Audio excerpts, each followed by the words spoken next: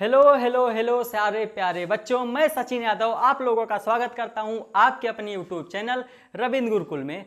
तो आज हम स्टार्ट करने वाले हैं भौतिक रसायन का नया बैच, सफलता बैच। तो इस अध्याय का मतलब इस बैच का पहला चैप्टर है विलयन, जो कि बेसिक रूप से बहुत ही ज़्यादा महत्वपूर्ण और एग्जाम की दृष्टि से बहुत ही ज़्यादा इंपॉर्टेंट चैप्टर होने वाला है, क्योंकि इस अध्याय के क्वेश्चन सीधे सीधे भी प्रश्नों में पूछे जाते हैं और दूसरे चैप्टर्स के क्वेश्चन में भी छुपे हुए रहते हैं। अगर मैं बात करूं भौतिक रसायन की, तो भौतिक रसायन में होता क्या है? मोल का वर्णन, पदार्थों की मात्रा का वर्णन, ऊर्जा का वर्णन, सांद्रता का वर्णन, और यही सारी चर्चाएं हम इस चैप्टर में करने वाले हैं। तो बात करें अगर इस अध्याय को पढ़ेंगे कैसे, तो इस अध्याय को पढ़ेंगे हम बहुत ही मज़ेदार और रोचक तरीके से, और कोशिश करेंगे कि इसको अच्छे से समझकर इसके सारे प्रश्नों को हल किया जाए। तो इसका मतलब ये हुआ कि इस अध्याय की मदद से बहुत ही ज़्यादा फंडामेंटल, यानी कि हम कह सकते हैं अपनी नींव को मजबूत करेंगे। तो स्टार्ट करेंगे हम विलयन से। तो विलयन क्या होता है? अगर हम अपने आसपास देखें तो हमको एक से अधिक पदार्थ ऐसे दिख जाएंगे जो या दो से अधिक पदार्थों के मिश्रण से बने हुए हैं। तो कहने का मतलब ये है कि जब दो या दो से अधिक पदार्थों को आपस में मिला देते हैं तो बनने वाला मिश्रण दो प्रकार का होता है, या तो समांगी होगा या तो विषमांगी होगा। समांगी मिश्रण क्या होता है? समांगी मिश्रण में पूरे मिश्रण में दोनों पदार्थों का अनुपात एक समान होता है। जैसे कि अगर हम आपको पानी में कहें चीनी मिलाने को, अगर आपने पानी में चीनी डाल दिया और आपसे पूछे कि मिश्रण समांगी है या विषमांगी है, अगर आप कहोगे समांगी है तो गलत है, क्योंकि अभी हमने चीनी को डाला है, चीनी को मिलाया नहीं है। और अगर उसी चीनी को हम चम्मच की सहायता से पानी में घोल दें तो पूरे मिश्रण में चीनी और पानी का अनुपात एक समान हो जाएगा।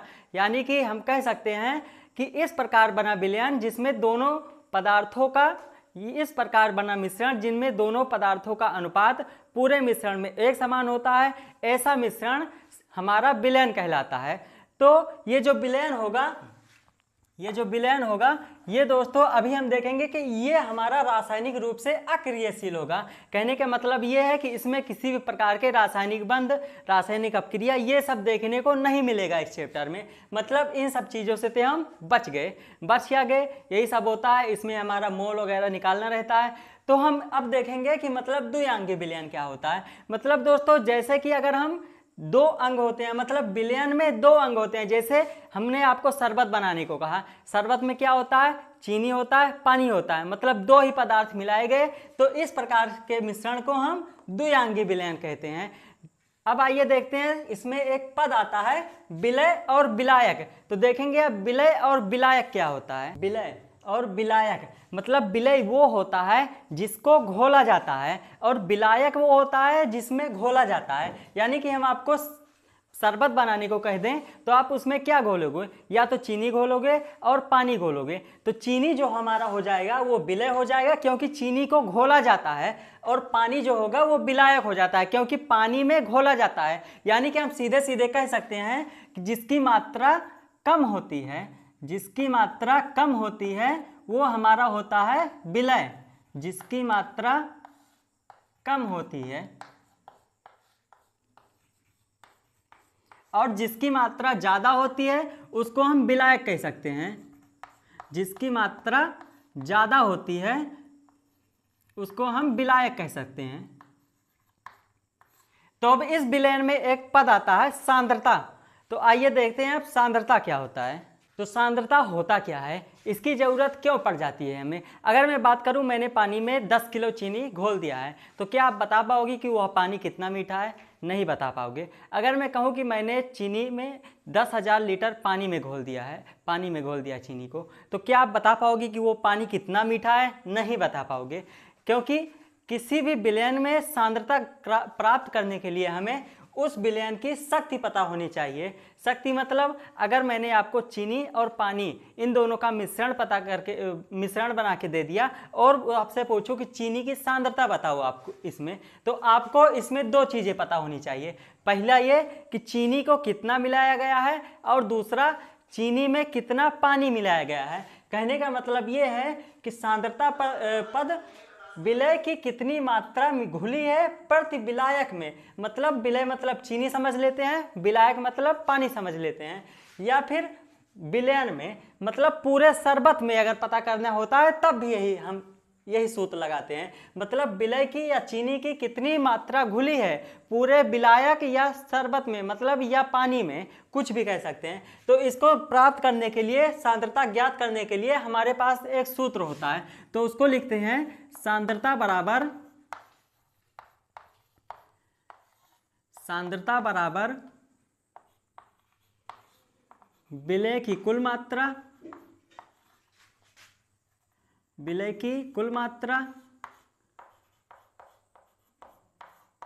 बटे विलायक की मात्रा बटे विलयन या विलायक की मात्रा।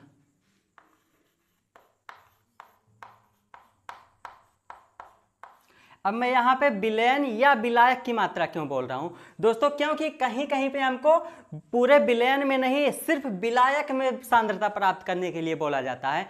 और यहाँ पे गुणा होता है हमारे इकाई से। अब यहाँ पे इकाई से गुणा होता है, मतलब जिसमें हम सांद्रता निकाल रहे होते हैं। जैसे कि हमको बोल दिया कि सांद्रता परसेंटेज में निकालो, तो यहाँ पे 100 से गुणा होगा। अगर मैं बोल दिया कि सांद्रता ppm में निकालो तो 10 की घात 6 से गुणा होगा। अगर कह दिया कि मोल प्रभाज में सांद्रता निकालो तो यहाँ पे 1 से गुणा हो जाएगा।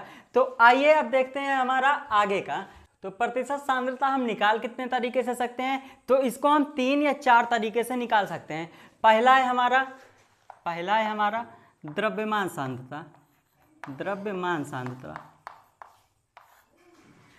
द्रव्यमान सांद्रता परसेंटेज, और दूसरा आता है हमारा आयतन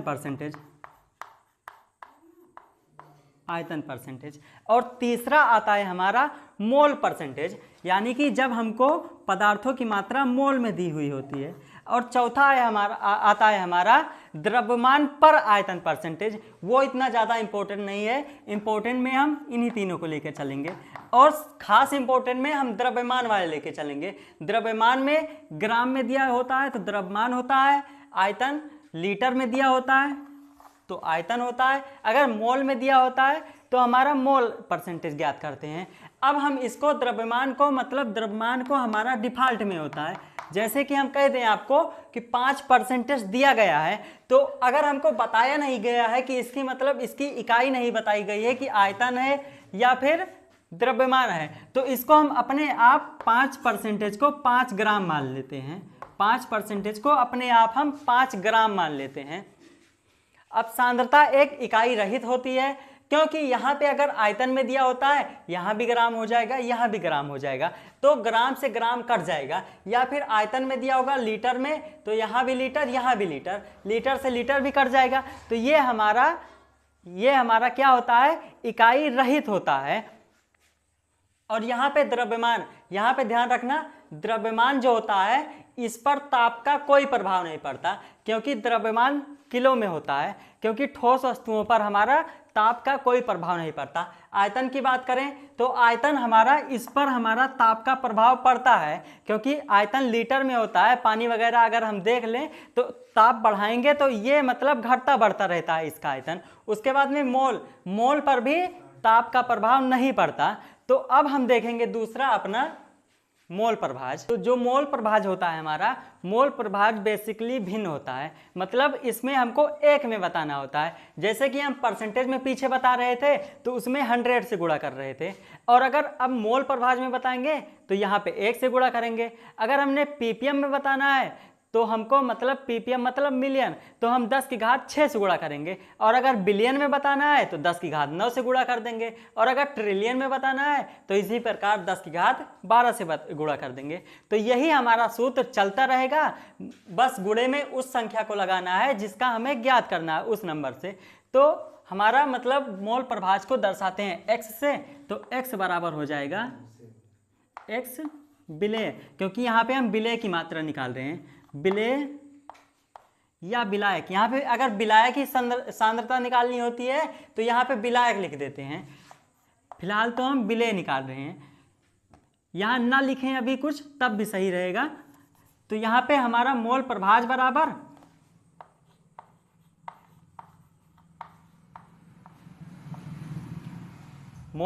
बराबर विलेय के मोल बटे कुल विलयन के मोल। विलेय के मोल बटे कुल विलयन के मोल।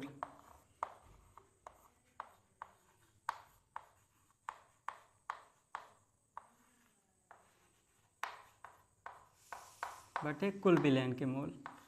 और गुणे में हम 1 कर देंगे, गुणे में क्या कर देंगे 1 कर देंगे, क्योंकि मोल प्रभाज हमारा 1 में होता है। तो ये 1 जरूरी नहीं है, ये बस समझने के लिए है, क्योंकि 1 से गुणा होगा तो हमारा वही आ जाएगा, बेसिकली पुराना वाला ही आ जाएगा। तो यानी कि x विलेय है, मतलब हम आपको दे दें किसी के कोई विलयन दे दें और उसमें कह दें कि हमारा विलेय जो है, विलेय की मात्रा 0.4 है, 0.4 मोल है। अब इसमें अगर विलायक की मात्रा निकालनी होगी तो कितनी निकलेगी? हमने आपसे क्या कहा, मोल प्रभाज में पूरा विलयन 1 होता है। तो अगर विलायक निकाल लेंगे, यहां पे अगर विलायक निकालना होगा हमको, तो क्या करेंगे 1 से माइनस कर देंगे इसको, 1 माइनस 0.4 बराबर 0.6 आ जाएगा हमारा, ये इतना आ जाएगा हमारा विलायक। तो यही हमारा सूत्र चलता रहेगा। और यहाँ पे ध्यान देना कि मतलब ये जो विलेय और विलायक इन दोनों की मात्रा जो है वो बराबर होती है 1 के, मतलब XA हो जाएगा प्लस XB। इस वाले पूरे चैप्टर में ध्यान रखना, हम विलेय को A से दर्शाएंगे और विलायक को B से दर्शाएंगे, क्योंकि लिखने में हमको बहुत ज़्यादा पड़ जाएगा नहीं तो। यहाँ पे इन दोनों की मात्रा 1 के बराबर होगी और ये दोनों हमेशा 1 से कम होंगे मोल प्रभाज में। तो आइए देखते हैं अगला नंबर, आइए अगला भी देख लेते हैं, पीपीएम सांद्रता। तो पीपीएम का मतलब होता है पार्ट्स प्रति मिलियन, मतलब कि कितना उपस्थित है मिलियन में। मिलियन का मतलब 10⁶, तो मिलियन भी वही हो जाएगा। फिर से देख लेते हैं, एक ही चीज मैं आपके सामने बार बार लिख रहा हूं, अब तक तो याद भी हो जाएगा। पीपीएम बराबर क्या हो जाएगा, मतलब विलेय की मात्रा बटे विलयन की कुल मात्रा, विलेय की मात्रा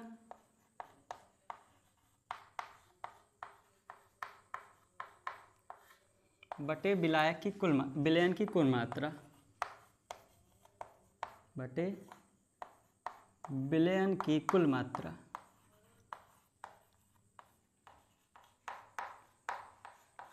गुणे 10⁶। अब 10⁶ क्यों लिख रहे हैं, क्योंकि ये हम मिलियन में निकाल रहे हैं। तो यही सूत्र हमारा चलता रहेगा आगे तक, बस इसकी मतलब मात्रा चेंज हो रही होगी, बस जिसमें निकाल रहे हैं हम। अगर हम यहाँ पे ध्यान देंगे तो मैंने आपको बताया था कि हम जिसमें कुछ ना दिया रहे कि सांद्रता किस में निकल रही है, परसेंटेज में मतलब आयतन में निकल रही है या फिर हमारा निकल रही है द्रव्यमान में या मोल में, तो यहाँ पे हम अपने आप द्रव्यमान मान लेते हैं। यहाँ पे कुछ नहीं दिया गया है, मतलब हम अपने आप इसको ग्राम मान लेंगे, द्रव्यमान। तो यहाँ पे ध्यान रखना दोस्तों, ये मिलियन जो होता है मतलब विलेय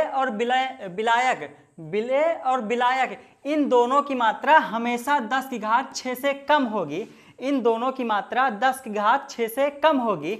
मतलब कि अगर इन दोनों को जोड़ेंगे, विलेय और विलायक, विलेय प्लस विलायक,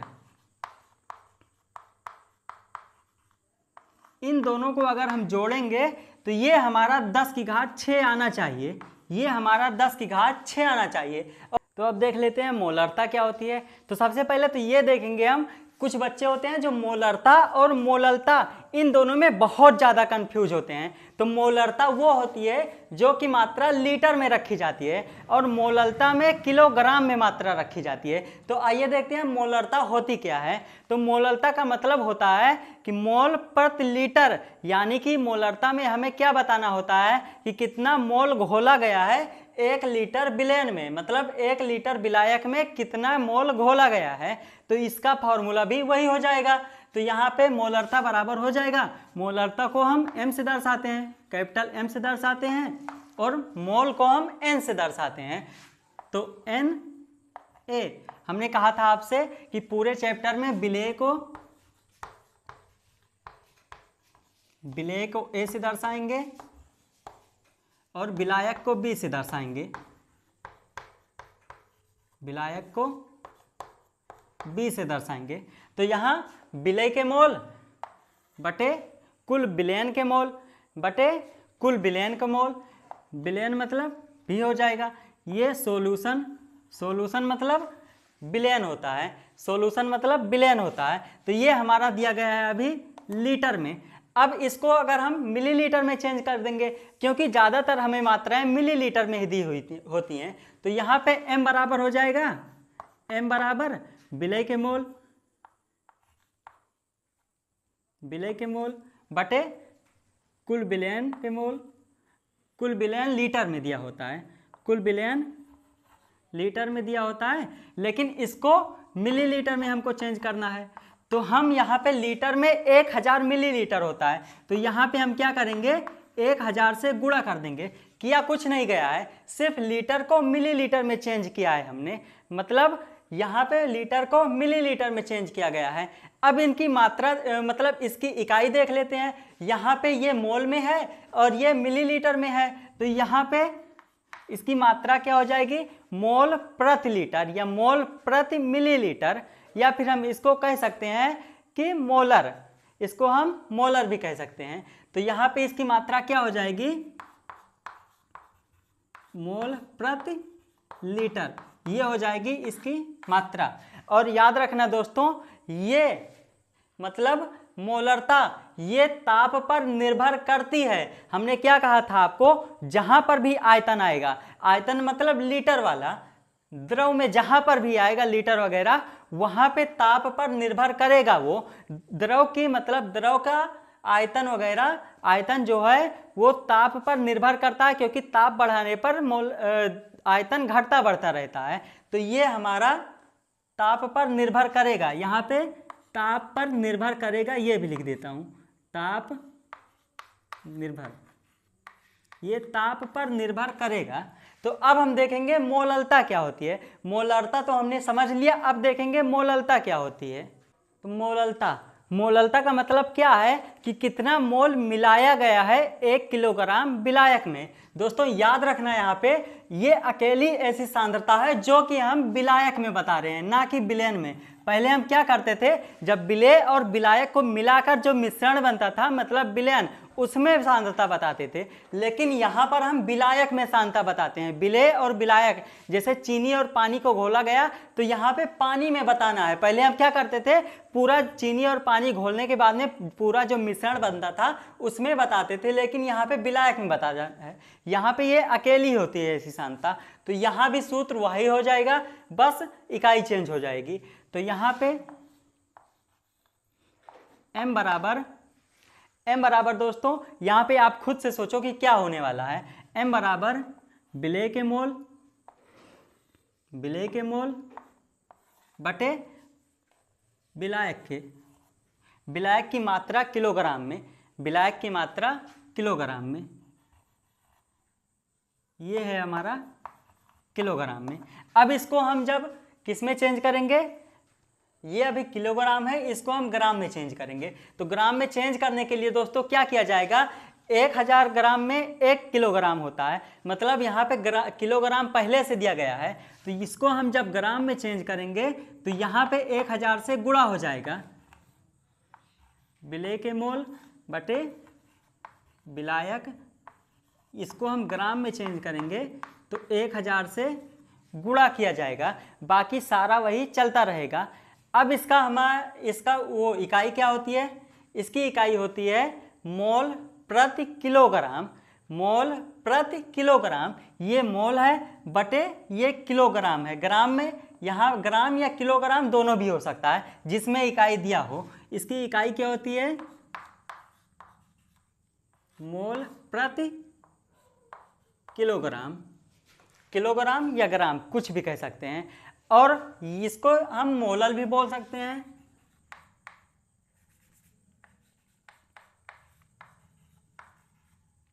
या मोलल भी बोल सकते हैं इसकी इकाई को, या छोटे m से भी दर्शा सकते हैं, या m से भी दर्शा सकते हैं, छोटे m से भी दर्शा सकते हैं। अब हम यहाँ पे जितनी सांद्रता देखी, उनका उपयोग हम देखेंगे कि उनका उपयोग करते कैसे हैं हम। तो क्वेश्चन पे आएंगे, यदि 22 ग्राम बेंजीन में 122 ग्राम यदि 22 ग्राम बेंजीन में 122 ग्राम कार्बन टेट्राक्लोराइड घुली हो तो बेंजीन और कार्बन टेट्राक्लोराइड के द्रव्यमान प्रतिशत की गणना कीजिए। तो यहाँ पे सबसे पहले तो हम देखेंगे कि निकालना क्या है हमको। तो यहाँ पे सबसे पहले देखेंगे द्रव्यमान प्रतिशत सांद्रता निकालनी है, मतलब हमको सांद्रता निकालनी है परसेंटेज में, क्योंकि ये चीज़ देखना हमारा बहुत ज़्यादा इंपॉर्टेंट होता है। क्योंकि कुछ बच्चे गलत सिर्फ इसलिए कर देते हैं क्योंकि वो क्वेश्चन के ध्यान से पढ़ नहीं पाते कि वो बोल क्या रहा है। तो यहाँ पे बेंजीन को हम ए लिखेंगे, कार्बन टेट्राक्लोराइड को बी लिखेंगे। तो यहाँ पे ए कितना दिया गया है, ए की सांद्रता परसेंटेज निकालने के लिए 22 ग्राम दिया गया है। ए की सांद्रता परसेंटेज निकालेंगे कैसे, इसको निकालेंगे विलेय की मात्रा बटे कुल विलयन की मात्रा, विलेय की मात्रा बटे कुल विलयन की मात्रा। यहाँ पे बेट में दिया गया है द्रव्यमान में, तो बेट ए बटे ए प्लस बी, गुणे हमको 100 में निकालना है तो 100 से गुणा कर देंगे, इतना करेंगे। और बी वाला निकालने के लिए भी वही करेंगे, कार्बन टेट्राक्लोराइड CCl4 वाला निकालने के लिए भी वही करेंगे। तो यहाँ पे बी परसेंटेज निकालने के लिए विलायक के मोल बटे कुल विलयन के मोल, मोल नहीं ग्राम में दिया गया है वो, सॉरी, गुणे 100। अब इनको हम अपना मान रख देंगे, क्या मान दिया गया है। तो यहाँ पे मान में देखेंगे कि हमको बेंजीन कितनी दी गई है 22 ग्राम, 22 बटे कार्बन टेट्राक्लोराइड कितना दिया गया है 122।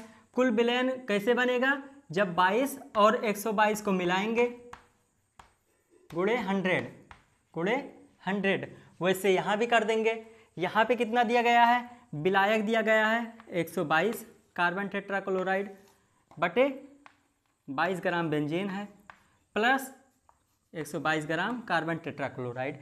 ये विलायक है, ये विलयन है, टोटल दोनों को मिलने पर विलयन बनता है, गुणे 100। अब इसको हम सोल्व करेंगे। तो यहाँ पे सोल्व करने के लिए क्या करेंगे, सबसे पहले तो इसको जोड़ेंगे, हम जोड़ देंगे। तो ये बनेगा 22 बटे 2 2 4, फिर से 2 2 4, मतलब 144 बना। यहाँ पे कितना बना 144, गुणे 100 कर देंगे। अब इसको हम कट रहा है तो काट देंगे। ये कितने से कटेगा, 2 से कटेगा। सबसे पहले तो 2 एकम 2, 2 एकम 2, 2 सते 14, 2 दूना 4। अब ये कटेगा, कितने से कटेगा, ये दोनों 4 से कट जाएंगे। 4 एकम 4, 4 यहाँ पे 3 कैरी है, 4 अट्ठे 32, और यहाँ पे 25 चौको 100 हो जाता है, 25 चौको 100। इन दोनों का गुणा कर देंगे। अब 25 एकम 25 के 5 हासिल 1 2, 25 एकम 25 हासिल 2 2 बचा है, उसको जोड़ लेंगे, बचेगा कितना 275 बटे 18। अब इसको हम काट देंगे, काटेंगे तो कितनी बार जाएगा, 18 एकम 18, 18 एकम 18, हासिल कितना बचा 9 बचा, हो गया 95, और 18 पंचे 90, कितनी बार जाएगा 5 बार जाएगा, 90 अभी 5 बचा है, तो ये कुछ लमसम जाएगा 15.28 के बराबर। आप इसको काट लेना। अब ये तो आ गया हमारा ए वाला परसेंटेज, मतलब बेंजीन की सांद्रता कितनी है, बेंजीन की सांद्रता कितनी है 15.28, इतनी है। अब हमको निकालना है कार्बन टेट्राक्लोराइड को। इसको भी सोल्व कर सकते हैं, लेकिन अगर हम इसको सोल्व भी करेंगे तो हमारे पढ़ने का क्या मतलब हो जाएगा। यहाँ पे हमको सिर्फ इतना लिख देना है, और उसके बाद में हमने बताया था आपको परसेंटेज सांद्रता हमेशा दोनों को जोड़ने पर 100 होती है। तो इसको निकालने के लिए क्या करेंगे, 100 में से 15.28 घटा देंगे। इतना अगर हम जब घटाएंगे तो ये हमारा आ जाएगा, यहाँ पे 0 0, यहाँ पे सीधे सीधे हम घटाने के लिए दिखा देते हैं आपको। यहाँ पे 0.00 हो जाएगा, क्योंकि दशमलव के बाद 2 अंक है यहाँ पे, 28 15। तो यहाँ पे 10 में से 8 गया 2, यहाँ से कैरी आया था, यहाँ पे बचा है कितना 9, 9 में से 2 गया 7, कैरी लगेगा। यहाँ पे 9 है, 9 में से 5 गया 4, अभी यहाँ पे 9 है, 9 में से 1 गया, कितना आएगा 8। तो ये आएगा 84.72। कितना आया हमारा 84.72। ये हो गया हमारा कार्बन टेट्राक्लोराइड की परसेंटेज सांद्रता। आशा करते हैं कि आपको ये अच्छे से समझ में आया होगा। अब आप आते हैं अपने अगले क्वेश्चन पर। तो अगला क्वेश्चन जो हमारा होने वाला है थोड़ा इंपॉर्टेंट भी होगा और बड़ा भी होगा। तो इसको देखते हैं। 1 बिलियन में बेंजीन का 30 द्रव्यमान परसेंटेज कार्बन टेट्राक्लोराइड में घुला हो तो बेंजीन के मोल अंश की गणना कीजिए। मोल अंश मतलब यहाँ पे हमको निकालना है मोल प्रभाज। तो यहाँ पे हमने क्या बताया था, परसेंटेज में हमेशा 100 होता है टोटल बिलियन। तो यहाँ पे 30 क्या दिया गया है, बेंजीन दिया गया है। टोटल कितना होता है 100 होता है। बेंजीन C6H6, इसको हम A मानेंगे। ये कितना दिया गया है 30 दिया गया है। तो कार्बन टेट्राक्लोराइड CCl4 या इसको हम B मानेंगे। ये हमारा कितना हो जाएगा, अपने आप ये 70 हो जाएगा, क्योंकि दोनों को जोड़कर ही तो हमारा 100 बनेगा। तो ये हमारा 30 ग्राम हो जाएगा। ध्यान रखना यहाँ पे द्रव्यमान में दिया गया है तो ये ग्राम में लिखा जाएगा। ये 30 ग्राम होगा और ये हमारा 17 ग्राम होगा। तो हमको निकालना क्या है, मोल प्रभाज निकालना है। तो इसमें हमें मोल प्रभाज निकालने से पहले क्या निकालने होंगे, मोल निकालने होंगे। तो मोल निकालने का फॉर्मूला क्या होता है, द्रव्यमान बटे मोलर द्रव्यमान, द्रव्यमान बटे मोलर द्रव्यमान। तो द्रव्यमान कैसे, मोल निकालने के लिए क्या करेंगे, मोल निकालने के लिए मोल बटे मोलर द्रव्यमान। पहले तो हम ए का मतलब बेंजीन का द्रव्यमान निकालेंगे, मोल निकालेंगे, सॉरी बेंजीन का मोल निकालेंगे। तो ये होता है बेंजीन का मोल कितना दिया गया है 30 दिया गया है। और मोलर द्रव्यमान बेंजीन C6H6, यहाँ पे कार्बन का मोलर द्रव्यमान परमाणु द्रव्यमान कितना होता है, परमाणु भार, कार्बन का परमाणु भार होता है 12। कार्बन का परमाणु भार कितना होता है 12, गुणे अणु कितने हैं 6 हैं, प्लस यहाँ पे हाइड्रोजन, हाइड्रोजन का 1 होता है, 1 गुणे 6। ये तो हो गया हमारा इसका। अब इसको सोल्व करेंगे तो ये हो जाएगा हमारा 30 बटे 12 छंग 72 प्लस 6। तो ये हो जाएगा हमारा मोल आ जाएगा। बेंजीन के कितने मोल होंगे 30 बटे 78 मोल। ये हमको इसको सोल्व भी कर सकते हैं, लेकिन अभी हम इसको सोल्व नहीं करेंगे क्योंकि आगे हम ऐसे मान रख देंगे तो वो आसान होगा। और दूसरा निकालेंगे किसका मोल, कार्बन टेट्राक्लोराइड का। तो इसको हम सीधे सीधे बी लिखेंगे।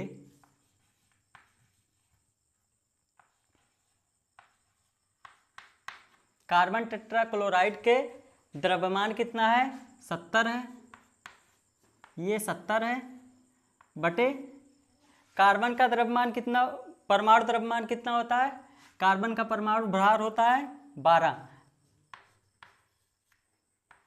प्लस यहाँ पे CCl4, इसमें 4 परमाणु हैं, CCl4, क्लोरीन में 4 परमाणु हैं, गुणे 4 गुणे 4 गुणे 35.5, 35.5, ये होता है क्लोरीन का परमाणु भार 35.5।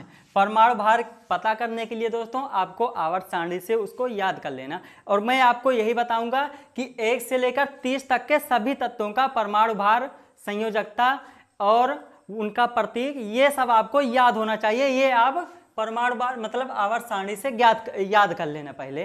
तो इसका निकालेंगे तो ये कितना हो जाएगा, NB बराबर 70 बटे 12 प्लस 4 पंचे 20 हासिल 2, 4 पंचे 20 2 22, 4 3 12, 12 1 13 14, मतलब 142। यहाँ पे दशमलव के बाद 0 होगा तो इसका कोई मतलब ही नहीं बनेगा। ये आ गया इतना, ठीक है। अब मोल तो हमको ज्ञात हो गया। अब हमको निकालना क्या है, अब हम निकालना है मोल प्रभाज। तो मोल प्रभाज किससे का निकालना है, तो बेंजीन का निकालना है। तो बेंजीन का मोल कितना आया है, 30/78। तो बेंजीन का मोल कितना आया है दोस्तों, 30/78। फॉर्मूला क्या होता है, विलेय के मोल बटे कुल विलयन के मोल, विलेय के मोल बटे कुल विलयन के मोल। तो मोल प्रभाज को x से दर्शाते हैं, तो a का निकालना है बेंजीन का। तो विलेय के मोल ये हो गया कुल विलयन के मोल। कुल विलयन मतलब इन दोनों का योग, 30/78 प्लस 70/12 प्लस 142, ये हो गया। अब इसको सोल्व करेंगे, तो इसको सोल्व करेंगे तो क्या आएगा, यहाँ पे हमको 1 से गुणा भी करना पड़ेगा। यहाँ पे क्योंकि मोल प्रभाज में क्या होता है, इकाई 1 होती है, 1 से गुणा करने पड़ेगा, लेकिन 1 का मतलब होगा कुछ नहीं, गुणा करने पे पुनः वही आ जाएगा। तो यहाँ पे 78 है, 30/78 बटे, इसको हम क्या करेंगे, पहले तो इसको जोड़ेंगे, 30/78 प्लस 70 बटे, इसको जोड़ेंगे तो 2 2 4, यहाँ पे 4 1 5 और 1 वैसे लिख दिया जाएगा। अब इसको हम सोल्व करेंगे तो हमारा बेंजीन का मोल प्रभाज ज्ञात होगा। तो इसको सोल्व करेंगे आगे हम। तो यहाँ पे बोर्ड थोड़ा छोटा है दोस्तों, इसीलिए हम इसको सोल्व नहीं कर सकते। तो यहाँ पे इसको आप अपने आप सोल्व कर देना। यहाँ पे आंसर आएगा 0.459, इतना हमारा मोल प्रभाज आएगा बेंजीन का। अगर हमको यहीं पे कह दे कि कार्बन टेट्राक्लोराइड का कितना होगा, तो इसको हम 1 से घटा देंगे, 1 से घटाने पर हमारा कार्बन टेट्राक्लोराइड का ज्ञात हो जाएगा। तो आशा करते हैं कि ये आपको अच्छे से समझ में आया होगा।